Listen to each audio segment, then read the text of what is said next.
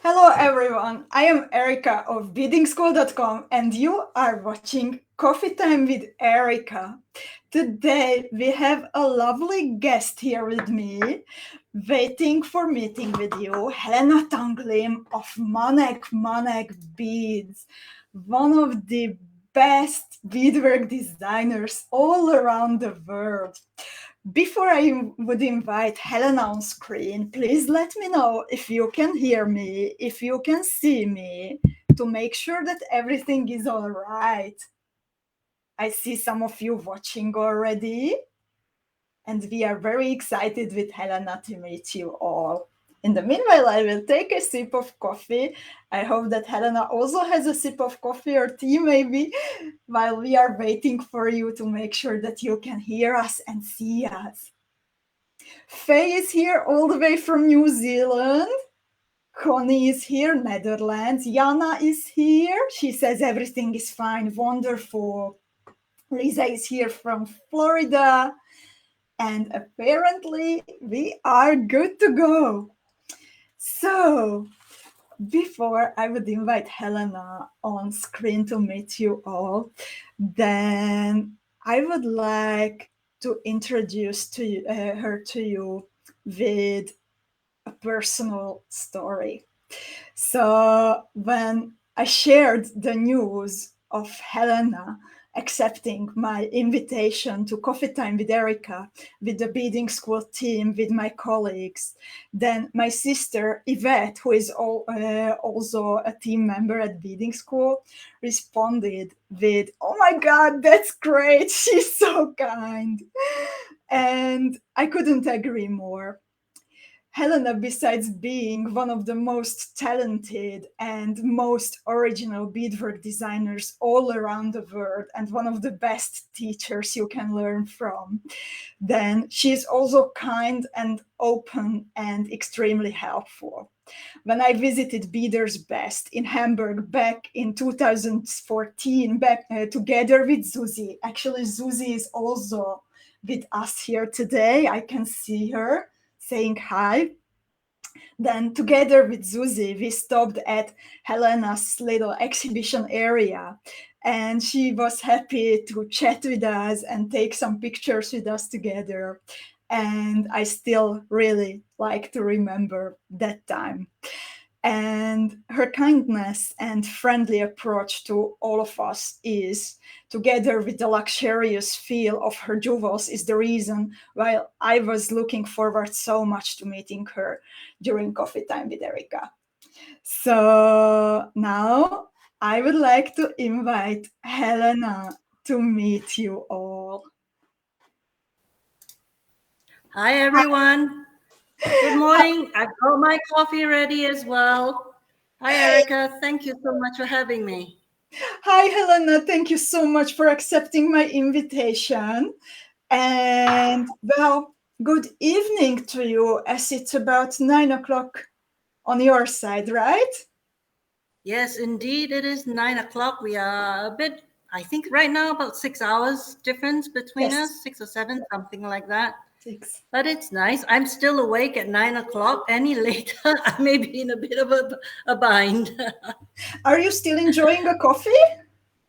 Oh, Or yes, decaf. mm, I Thank see. God for whoever invented decaf. Yeah, that's wonderful. You have a beautiful coffee mug, by the way. I just spotted it on Thank you. you. Yeah. So, in the meanwhile, lots of bidders joined us. Jessica, Yes. Kata, Sherry, Martine, Susan, Julie, Deborah, Fiona, Kitty, Teresa, Gisela, Diane, Erin, many bidders are here to get to meet you, because I have a feeling that most of the bidders here know you already. Yeah, I see a lot of familiar names, a lot of students, a lot of customers, a lot of friends. And I'm so happy that everyone's with us this morning, evening, afternoon. Well, it all depends on where you are, I guess. We really have bidders from all around the world here. For example, Faye, she lives in New Zealand and she gets up every time we meet here either, well, today I think it's 3 a.m., 3 in the morning for Faye Okay. to watch the video. Well, So, welcome, Faye. Thank you for joining us. and today we have a special topic, as recently the Bidding School Academy opened its doors, and we talk a lot about learning, how to be patient with ourselves also as we progress step by step.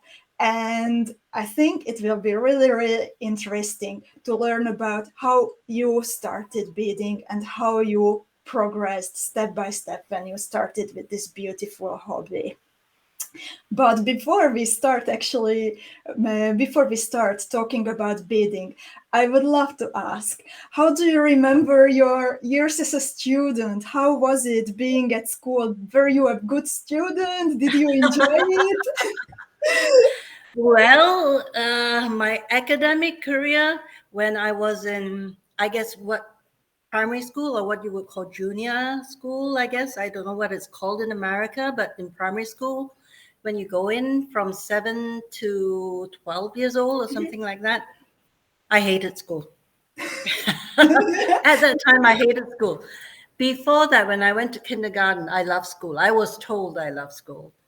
When I got to secondary school, I started loving school. And by the time I got to university, I continued to love school, although I didn't attend all my classes, I have to admit. Yeah, I had a very enjoyable career, time in school. For me, it was a bit different because I was not actually born in Singapore. As many of you know, I live in Singapore, way out in Southeast Asia, but I was not actually born here. I was born in Malaysia, the big peninsula that is above Singapore. Then I went to the United Kingdom for schooling when I was in my fifth form. I have to admit, I had a roaring time over there. That's one of the reasons why I love the UK so much. Until today, I love the UK. But when I went home for the summer holidays, I got really, really homesick. And of course, I went crying to my parents and I said, I don't know, I'm so scared. I have to go back to the UK in a couple of months. What am I going to do?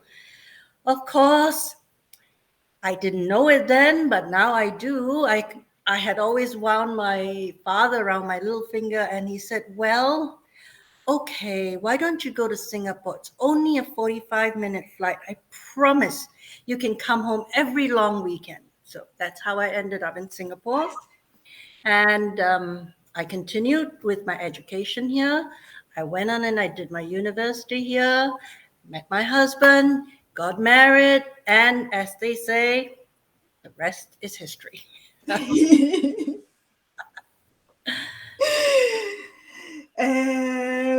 you for sharing that.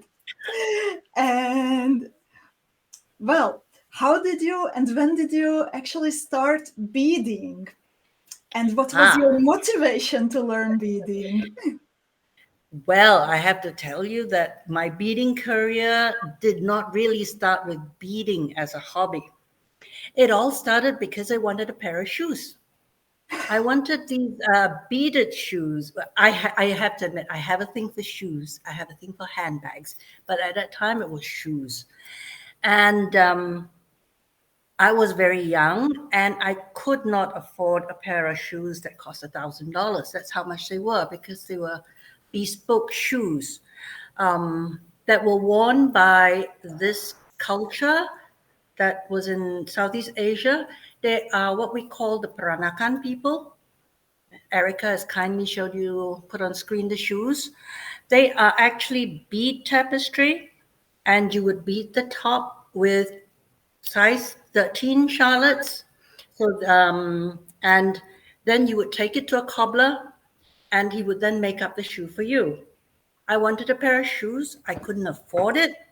And I thought, hey, I'm quite crafty. I know how to sew, not very well. I know how to knit. I know how to crochet. I do a bit of cross stitch and embroidery. Making shoes can't be that hard. So I found myself a teacher and I learned. Then I wanted to make a second pair of shoes. And that was when I went on the internet because we couldn't get much supplies where I live. You could, it has become very much a dying art over here. So I went online and I looked, and suddenly my eyes opened. There was all this off loom weaving and peyote and herringbone, and it suddenly became an obsession. And that was how I started. By But the I way, do have a very funny story about a pair of shoes. So I was making shoes. I now still own about 7 pairs of them. And I made this pair of shoes, well, the top at any rate, and I took it to the cobbler. He's this tiny old man that sits in a shop all by himself, and he makes your shoes.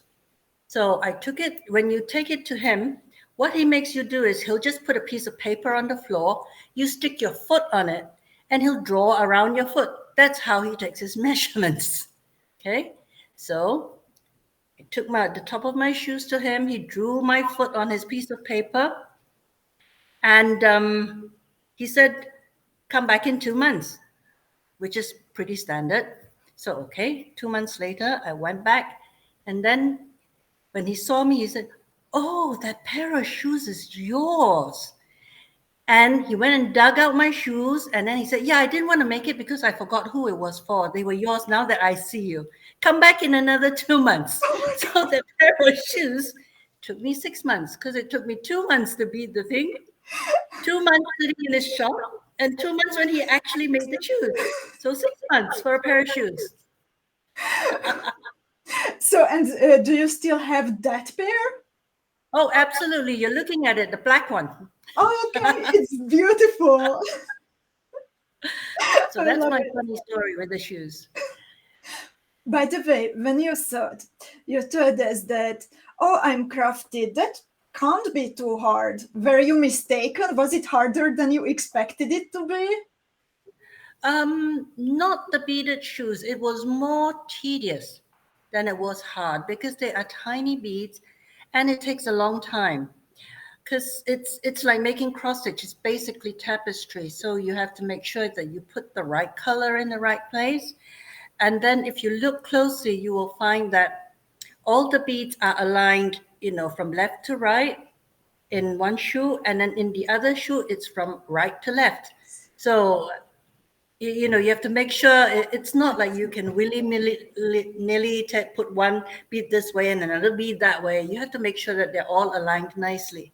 So it was more tedious rather than difficult. Yeah. When I discovered off-loom weaving, that was when actually it became more difficult in that sense because I was learning a completely new stitch. Yeah. Always when I look at your pieces, and especially as you are talking about this 6 month experience with the shoes, then besides being luxurious, the second word that comes to my mind when thinking about your art is patience. Are you also patient in other fields of life or only with beads? Not so much. Only when it comes to beading and playing with these tiny little beads. But when other things, I wish I was, but no, not so much. That's funny. That's the same for me also. That nothing else, only beads. Yeah, that is so true. So, and how did you actually learn? Did you join a class? Did you find books, a teacher, a class? How did it start? Well, I wish I could say I joined a class or I had a YouTube video, but in those days, you have to remember, it's probably almost 30 years ago, 20 or 30 years ago. Obviously, the internet wasn't that much. I mean, I remember going to websites that didn't have proper pictures, just a description, and shopping carts that didn't really work so well either. So I bought a couple of books. I still remember one of my very first off-loom weaving pieces was a Suzanne Cooper. I don't know if you all remember Suzanne Cooper, a really lovely lady. I And she remember made her these name. beautiful amulet purses. So I bought one. In fact, if did I have sent you the picture? No, unfortunately, I think I didn't. Well, the funny story about that piece was it was my first off-loom weaving. And I have to admit, I had also just discovered Fire Mountain Gems at that point in time. And by no means, I'm not advertising for them. But it was a piece that had obviously a peyote woven piece, but the neck strap was fully beaded with many different beads. And of course, I've just found this bead shop online that actually had pictures in the shopping cart that worked and this wonderful pattern. So I bought everything I could and I put everything into it as well. The piece is about 4 feet long, so I actually never wore it, but I had a lovely time making that piece. It was a basic peyote with some pattern on it. So that was the piece I did. That was the very first time I bought a book. And I also bought several other books. Then a, a teacher, a traveling teacher, did come to Singapore. Some of you may know her. Her name is Sheila Cleary. She came to one of the bead shops in Singapore, and I took a couple of classes from her. And I have to admit, taking the classes from her actually honed my skill a lot more. It was something that I mean, I was beading a lot by then, but it was not, nobody told me all the tips and tricks that could be done. And I'm glad I took those classes from Sheila many, many years ago. So she was my first bead teacher. And from there, I basically just searched online at that time for images that took my fancy. And I just beaded them. I just wanted the challenge of making sure that the beads obeyed me and fell into, the place where it's supposed to. So I would say that some of my initial pieces were a bit unorthodox in their thread path, but That means I that you were managed to do creative it. with it. Yeah, so I mean that was how I started basically, and then practicing and practicing. I cannot stress that much. And as I went, I attended more workshops, and I went to retreats, which was a really lovely way to meet fellow beaders as well. So it's wonderful. I loved it. And I really love it, Helena, that you emphasized the Oh practicing yes. part. Mm-hmm. That we need to do it again and again and do Yes. not give up.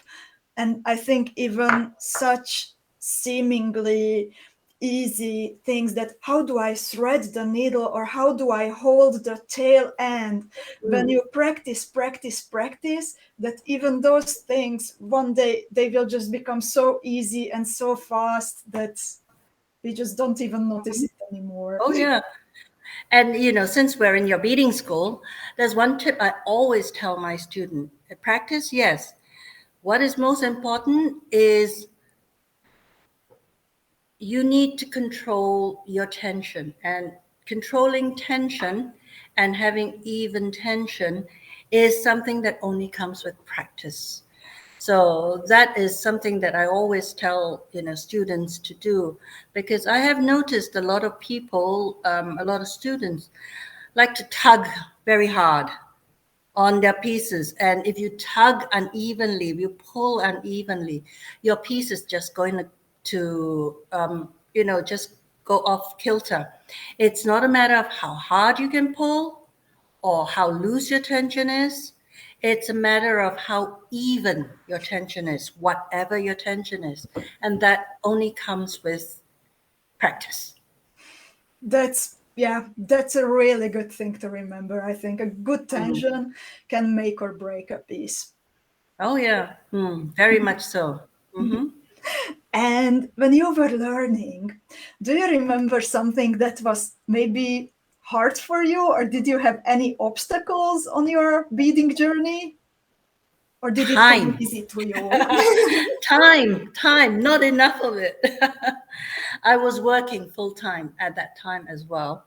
And I have to admit, beading saved my sanity quite a bit. You know, when you come back from the office at the end of the day, and then you've had a not so good day in the office, you can just imagine your boss's face on the bead, and then you're sticking a needle into it.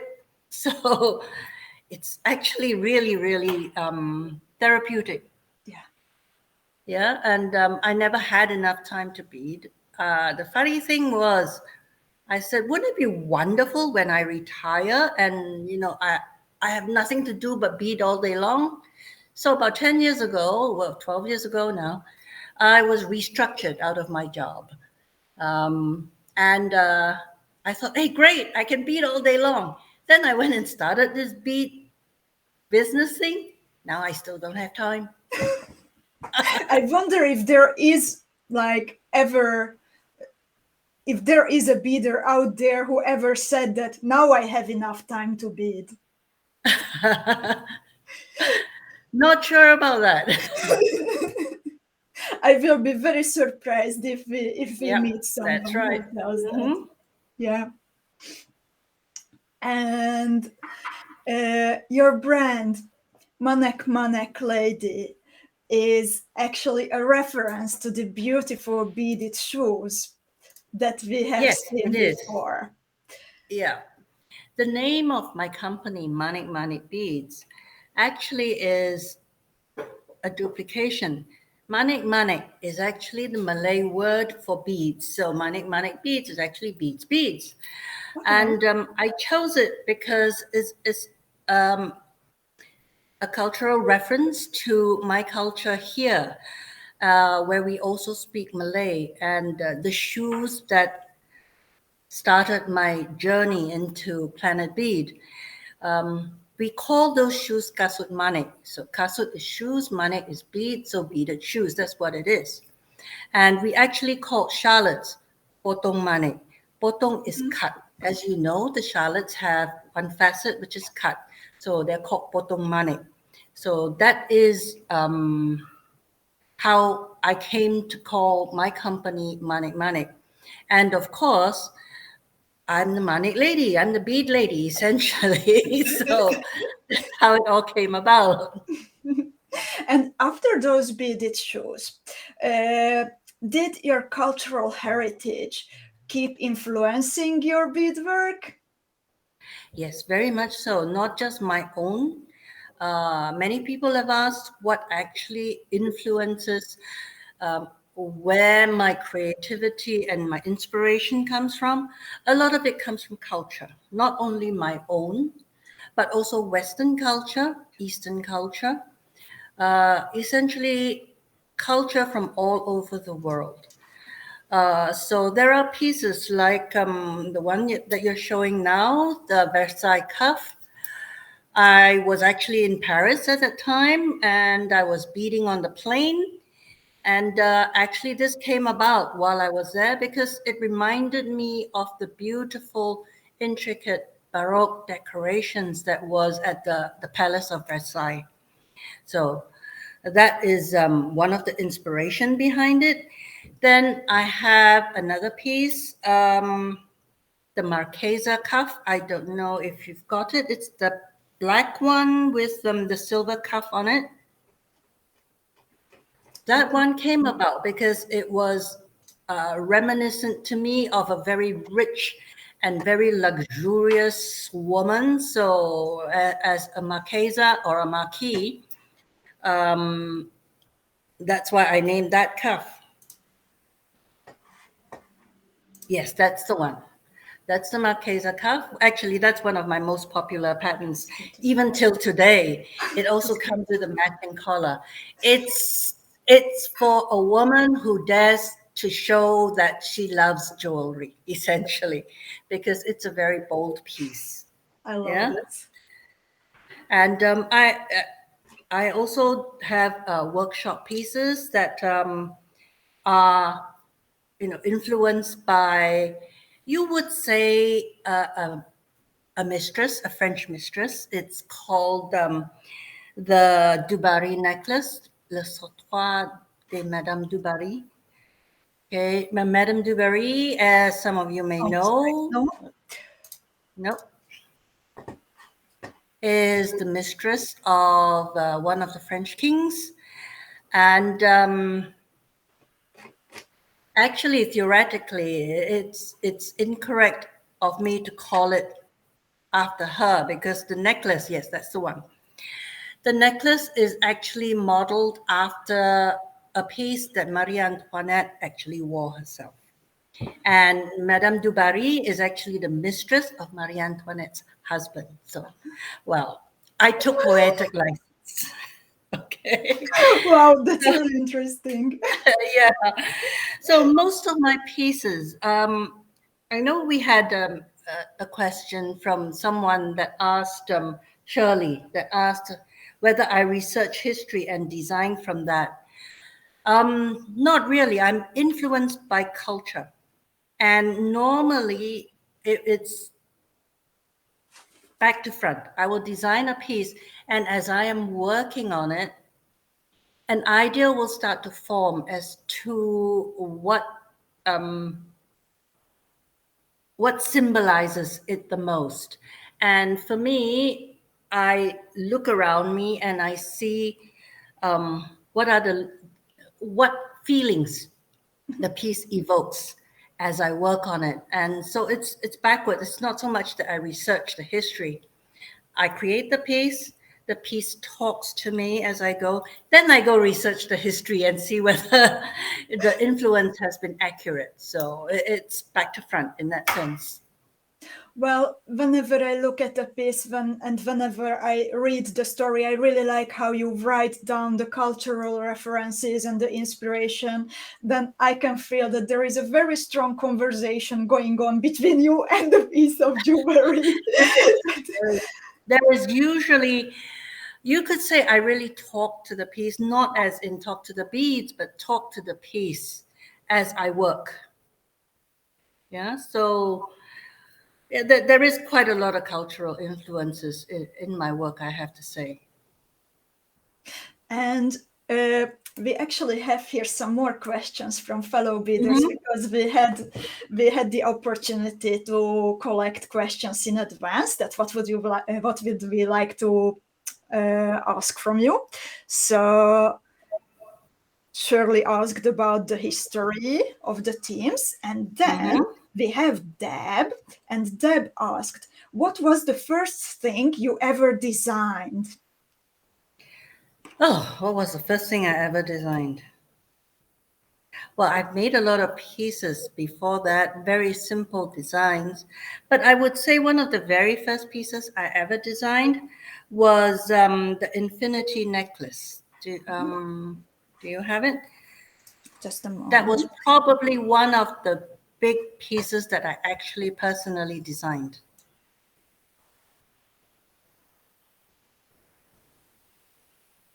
It's a workshop piece.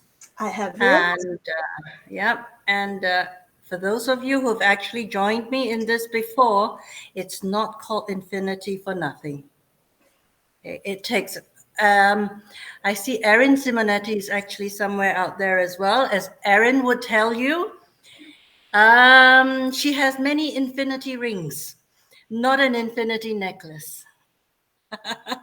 It does take a while. So that's one of the very first. And one of my very early pieces is the seed pods. In fact, Melanie Potter, some of you may know her. She was the one that actually named the piece. I went to her wonderful retreat called Beads on a Vine. Some of you have been before. And I was wearing this piece and she said, "Oh, they look like seed pods." And so seed pods came about. In fact, right at the very beginning, I even used it as part of my logo. Some of you may remember that. Yeah, so that's seed pods. So those were the first few pieces that I actually designed myself. Big pieces, obviously.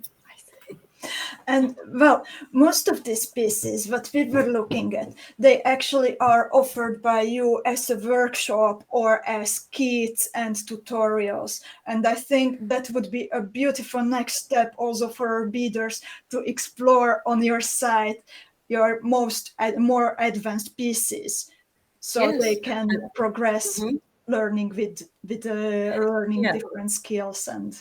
stitches. I cannot emphasize how important it is to actually take classes, as I have actually benefited from taking classes in my early days. And in fact, I am benefiting. I take classes today as well. It's such a joy for me as a teacher that I don't have to think about the piece I'm working on, but just read someone else's instructions and work off that. It is just wonderful. I love doing it. And every time I attend a class, I pick up something new. I cannot emphasize how important it is. It's, yes, in the beginning, you may buy tutorials. I would like to say that there are many different kinds of tutorials out there. There are easy tutorials, there are intermediate tutorials, there are advanced tutorials, and then there are the workshops, which are more difficult. Um, I honestly don't know how to write simple tutorials. I always tell my husband, I start with a simple piece, then I add and add, and I add to it until it becomes usually at least an intermediate to an advanced tutorial. So I hope you will come and explore my website. I would sell advanced and intermediate tutorials as instructions or kits on the website.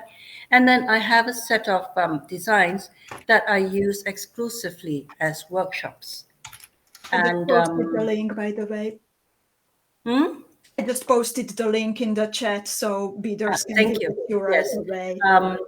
And the workshops are the ones that are more complicated, more complex. I always try to make sure there is something different in every workshop that I can share with, my students. Yeah. Well, And of late I've been exploring. Uh, I'm sometimes tired of making jewelry, so I've been exploring other things like vessels and stuff like that. I also have a master class of the worry vessel. Well, that's an ornament. That's the lantern. Yes, that's the worry vessel. It was actually designed for the very last bead and button that eventually never happened. It's called a worry vessel because parts of it actually rotate. Well, let me see. Do y'all see it? Okay. now we So this see. part rotates, okay, and this part down here rotates. So why is it called a worry vessel? Have you heard of worry beads? So essentially, it's supposed to sit on your table. When you are worried about something and you need to work with your hands, this is what you do with it. Yeah, so that's a worry vessel. And it's a master class because the students of this workshop, although it's not a dreadfully difficult item, but it is meant, this workshop is held over 5 sessions. It is meant for you to explore how you can use the different components of this vessel to create a vessel that is your very own. And you'll be very surprised. Um, a lot of my students have actually come up with very, very nice variations of this, which is, to me as a teacher, my job is done. I think Yeah, that the very best soon I will be sharing. I will be sharing an album. I'm collecting them on Facebook of all my students' creations or variations of the original worry vessel, so that other students who take it can explore also what can be done. Yeah. I am really looking forward to seeing that. And if you allow, I would also like to show your Fabergé vessel. Ah, That's yes. another non-jewelry item that you have Mm, designed and inspired by the Fabergé eggs made by the that's right. famous jeweler of the Romanov dynasty. Yes, that's right. Mm-hmm. So that's also a beautiful Mm-hmm. vessel. And the I would really like to show one more time the ornament. Ah, Just the when I lantern. saw from you, I really liked it. The colors, how the cabochons are hidden inside. This is really a beautiful piece. Yeah, this was actually inspired by Chinese lantern. So you know how the Chinese lanterns are, they are usually 6 or 8 sided. So this was actually designed, um, inspired by that. I have one student that actually made 20 of these things as a present for her team. I mean, she's wonderful. Can you imagine making 20 of these to give away as presents? Helena, I admire you for making 3. Actually, I have 5. and and for me also, these were like kind of different from your usual colors. And we actually have Yes. a question here from Faye, and Hmm. she's asking that, do you have a preference for the beads you use and the colors you choose? Do you have a favorite Well, stitch? yes, I do. My favorite beads are essentially seed beads. The smaller, the better. So my favorite bead is essentially the size 15 bead, and size 11 to me are quite giant size. But I love size 11s and 15s. I like the Japanese beads better. In specific, I like the Miyuki beads Mhm. better. I like the shape better. Although I have to say, Toho has wonderful colors. Yes. Yeah. A word on beads, I would like to say that you spend a lot of time working on a piece, any piece. Uh, Always buy the beads, the best beads that you can afford. In the beginning, when I was first learning, there was a little bead shop over here, and I went to buy beads, and they were the Chinese beads. They were also the Japanese beads. Not all Japanese brands are created equal, I have to say. And I have thrown them all away because you find that if you're going to spend all this time on your work, it's best to use the best beads your money can buy. It's better to buy less colors, but better beads than to have more colors and not so good beads, especially when you are doing off-loom weaving. The beads have to be precise. They have to actually click into place. So a word of advice is get the best beads you can afford. Um, you won't regret that. Get more colors rather than a lot of colors. Yeah. And as for the colors, well, my favorite color, someone told me actually that I must have single-handedly bought out every single gold seed bead, in bead world, because I love gold. I like making jewelry that look like high jewelry. So as you can see, even from the piece I'm wearing, it's not a very difficult piece, nor is it a very complicated piece, but I like making pieces that look like it is real jewelry that you would get from a jeweler's shop. And for me, then it has to be gold, it has to be silver. And those are my favorite colors. Yeah, also here in the secret within, uh, Ah, even if you combine them with the colorful cabochons, then they look very elegant and very elevated, very luxurious. thank you. Yes, I do like, I am exploring a little bit more different colors outside of my comfort zone, but usually you will find that when I make jewelry, I will always have my gold pieces and my silver pieces. Those are just my favorite. Yes. And talking about beads, well, I would like to thank you one more time for being one of our jury members at the competition, at the bidding school competition. And afterward, we sent you a little thank you gift, one of our Preciosa crystal and pearl boxes. And how did you Mhm. like working with Preciosa? Oh, first and foremost, before we even get to Preciosa, I opened that box and I started taking things out and I thought, is it ever going to end? I kept on taking packages and packages and packages out. How do you manage to fit all that into that tiny box? You have a great team that is working so hard. The box is beautifully packed and there were so many things inside. Okay, my hat's off to you. Preciosa beads. I have to say, in the beginning, when Swarovski withdrew, I was as concerned as anybody else. But I have found that Preciosa from its early days has improved a great deal.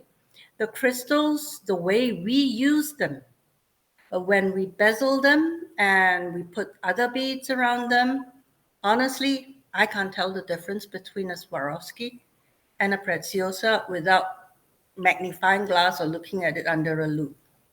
Essentially, it is as good as Swarovski where bead weaving is concerned, as far as, as far as I can see. My only wish is that Preciosa would come up with bigger stones to replace what Swarovski has taken away. But other than that, I find myself moving over to Preciosa as well. I'm really glad to hear that you are happy with them. Yes. I tried Preciosa like for the first time years ago actually, but since January, of course, I work with them all the time with Preciosa crystals, and now we are actually really taking the next step in intensifying working with them. And also one thing that we would like to do in the future is to ask for special productions that, for example, they would, because they make the big stones, but only in one color, only in crystal, I think. Or now the 18 is the biggest from Rivoli's, and from the Chatons they have big ones. I'm not sure if it's still the 27. I don't remember the biggest size, but they have big sizes. But one thing what we want to look into in the future is to make big colorful ones. Well, we depend on you, Erika. Please tell them we need replacements. Yeah, actually, next week we are traveling together with some of my colleagues again to the Crystal Valley, to Jablonec. Oh, nice. Also meeting with Preciosa, so I will ask them about all the possibilities and opportunities. Yes, please. I need them. We all need them. Yeah, last week we also had a little beading school field trip. I was not there, my colleagues were there. So we opened the door on the possibilities of making something. Excellent. Please, thank you. Thank you. Yeah, so let's see what happens. So, and thank you so much, Helena, for joining me today. I still thank you very much for having me. I still have a big announcement to make, so I will stay here for a little bit, but I will say goodbye now to Helena, and thank you so much. It was Thank you, everyone, for joining me. Thank you, Erika. Bye. Thank you, Helena. Bye-bye. So, dear beaders, thank you so much for joining us today. And as I just said, we are really happy about working with Preciosa. And today I have something big and a very happy news to share with you regarding Preciosa. So from today, we are one of the special partners of Preciosa, called Preciosa in the Preciosa for Creators program. And it means that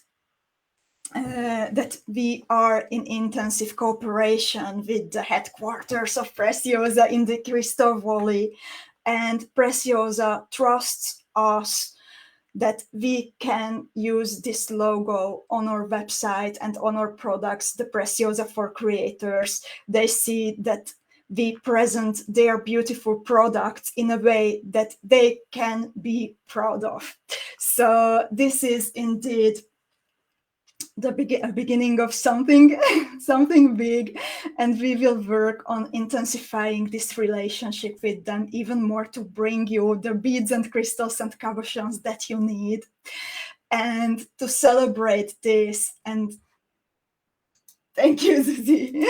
To celebrate this, we are bringing you a whole week full of Preciosa crystals and pearls and cabochons. So starting from today until next Tuesday, 5 p.m., every day we will widen the assortment of a specific category of Preciosa products on our website, starting with the cabochons.